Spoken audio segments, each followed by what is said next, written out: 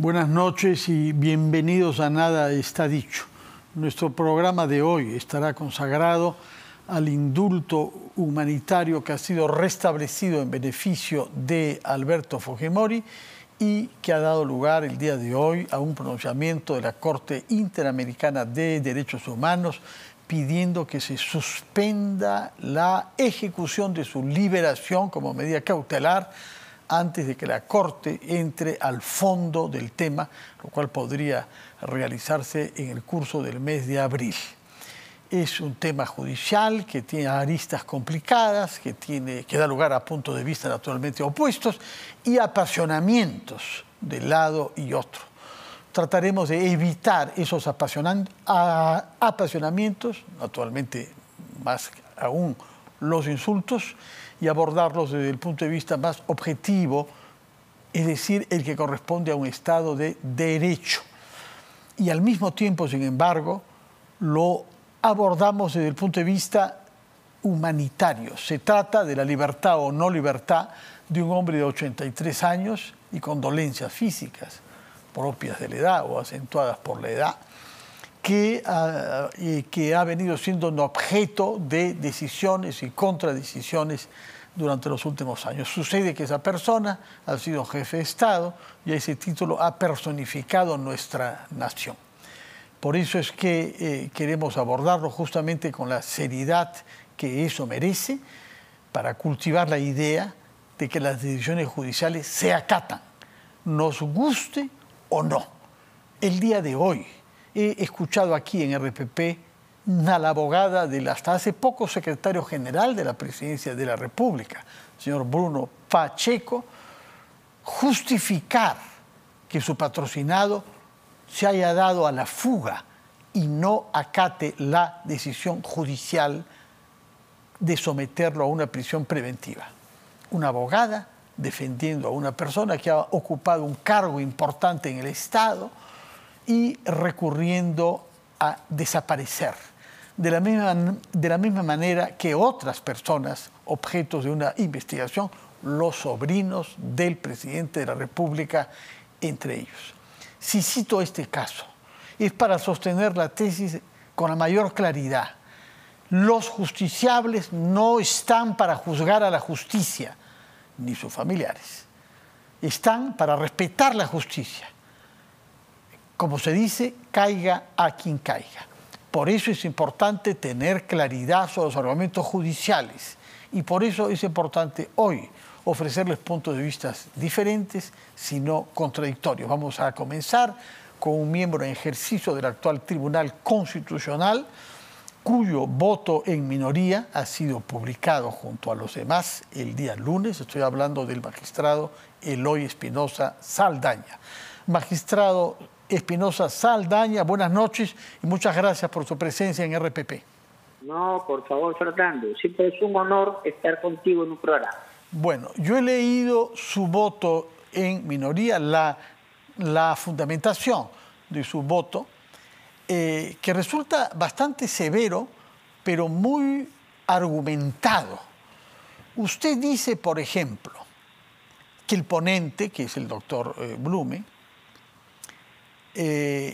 argumenta que no puede la justicia anular un indulto concedido por el presidente de la República y le reprocha sostener una tesis que significaría, en buena cuenta, que hay decisiones en el Estado que están exentas del control judicial. Y esto resultaría tanto más chocante que el doctor Blume ha siempre sostenido, durante 8 años que es juez constitucional, o casi 8 años, que no puede haber nada en el comportamiento del Estado que se halle exento del control constitucional. Explíquenos este punto, por favor, comencemos por él. Hay otros aspectos técnicos sobre los que le quiero preguntar después. Sí, con todo gusto. Cuando estamos hablando del indulto, estamos hablando de una facultad que es una prerrogativa que viene de los antiguos reyes, por los cuales los presidentes, si consideran que alguien que fue condenado ya se ha resocializado o está en una situación de enfermo grave que no se puede atender en la cárcel, casi terminal, pueda entonces perdonarse de la pena y salir en libertad. Esa es la idea de un indulto.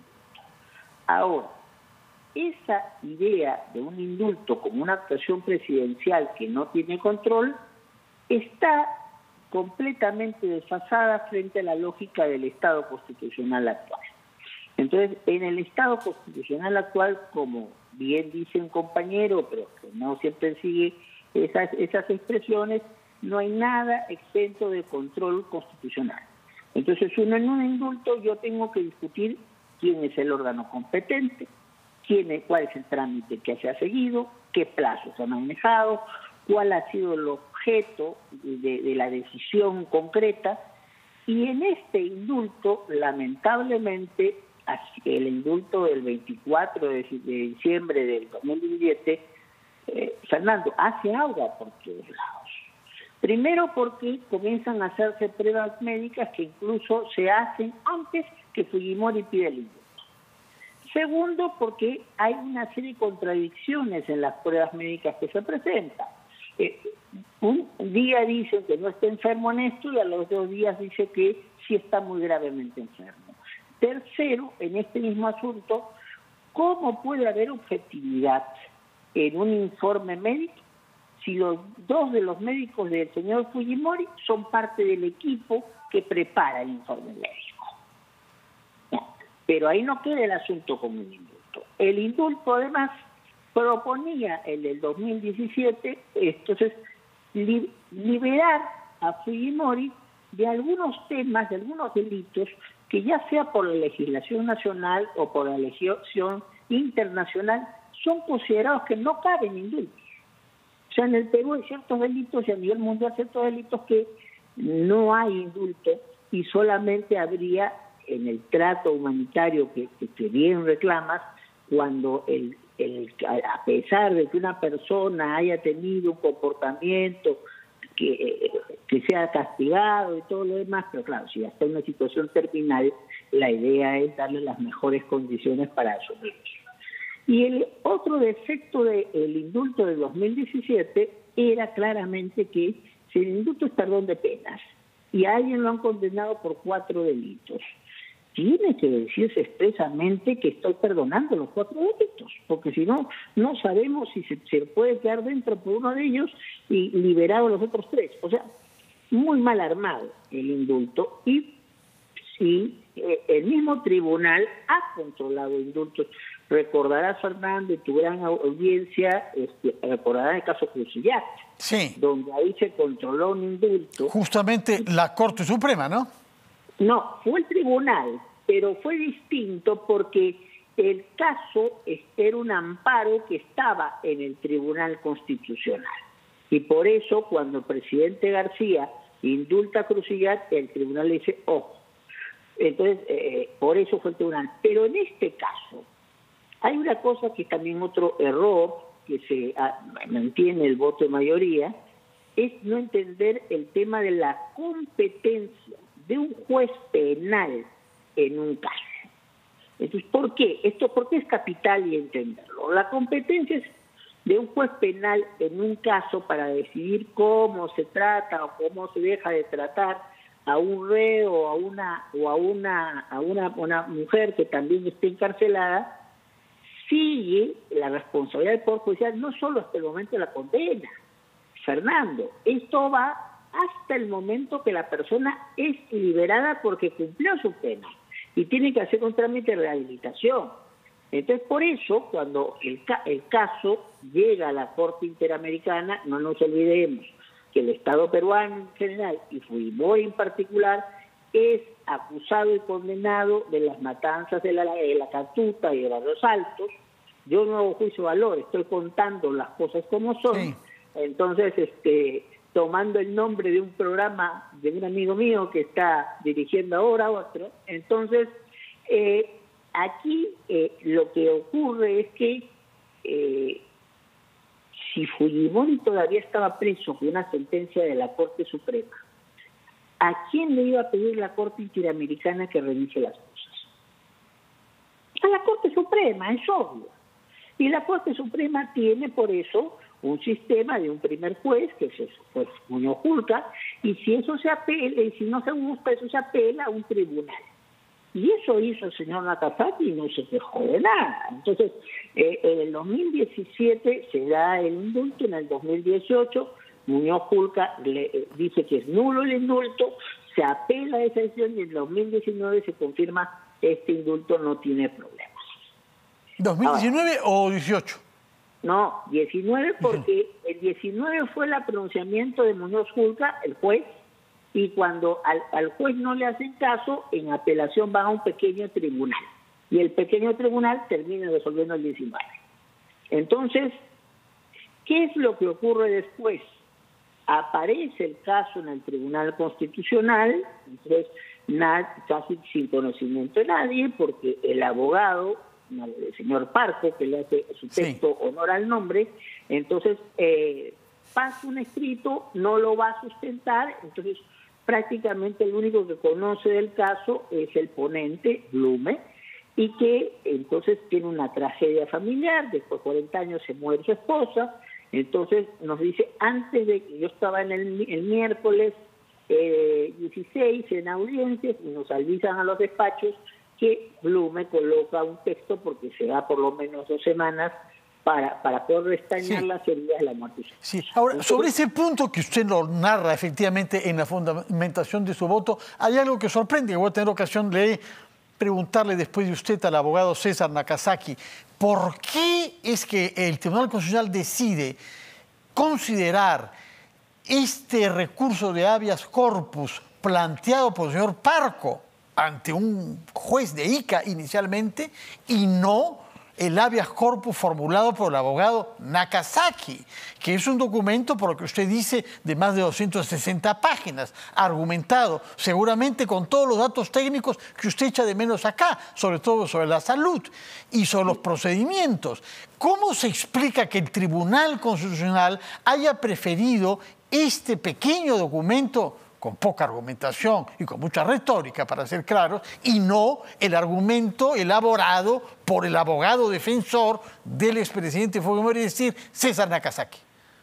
Habría que preguntarle a César por qué entonces el 23 de diciembre del 2021, el 28 de diciembre, el Día de los Inocentes, de Santos Inocentes. A mí me pareció que era el 21, pero puedo equivocarme sobre una fecha de ese tipo. Pero en fin, está narrado ahí. Pero ¿por qué a este abogado Parco, el presidente Fujimori, le da la figura de la procuración oficiosa? ¿Qué es esto para decirlo en términos sencillos? Tú tienes un problema legal, te meten a la cárcel, o te acusan de alguna cosa, pero no tienes cómo defender. Entonces, aparezco yo con la buena intención de defendernos. ¿Eso vale? Sí, siempre y cuando tú, que eres el que ha sido acusado, en un papel me autorices a seguirte defendiendo. Entonces, si el caso era solamente el de César Nakazaki, ¿por qué Fujimori firma autorizando el caso de Parco? Entonces, lo que debió hacer es, y cuando el mismo Nakazaki dice que había un tercer caso del cual te van a decir, o sea, no lo van a tocar. Yo ahí no entiendo.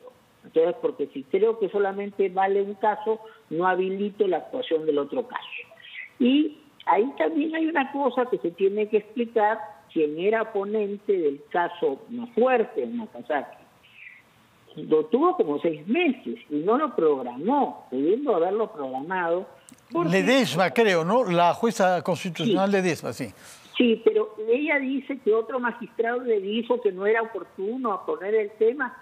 Yo creo que eso es un error. Yo cuando tengo preparada una respuesta para un caso, la hago votar, porque si no llegamos a esta situación que puede ser disparatada, fíjate.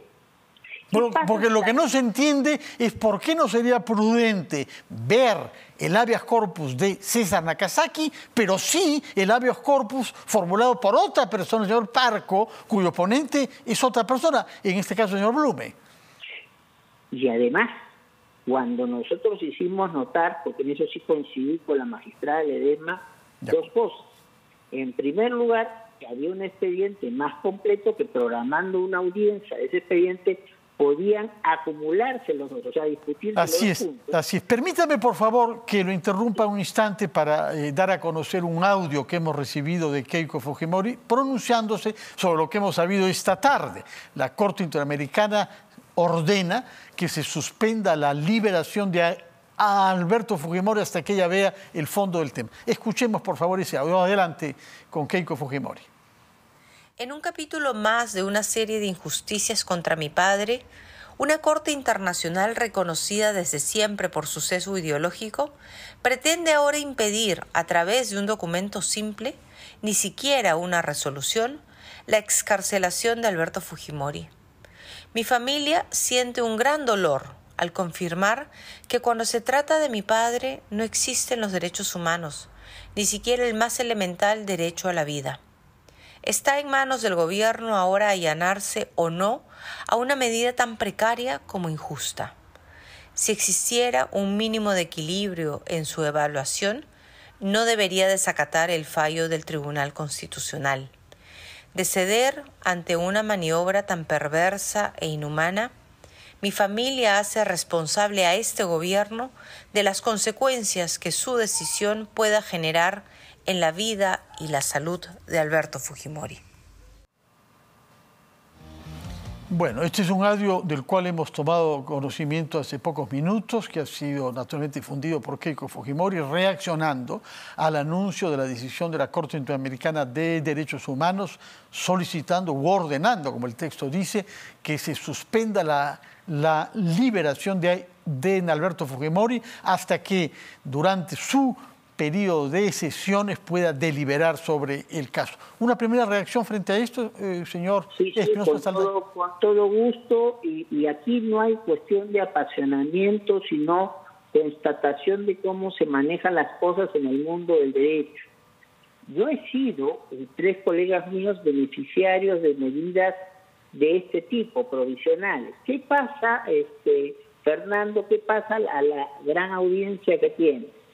Cuando hay un punto de cumplimiento de una sentencia de la Corte que puede causar un desvarío en el cumplimiento de una sentencia ya dictada, el presidente de la Corte Interamericana tiene la competencia de poder dar esto que se llama medidas provisionales, que va a que no se mueva nada de como está, para que en el camino sus demás colegas puedan tomar conocimiento en el asunto.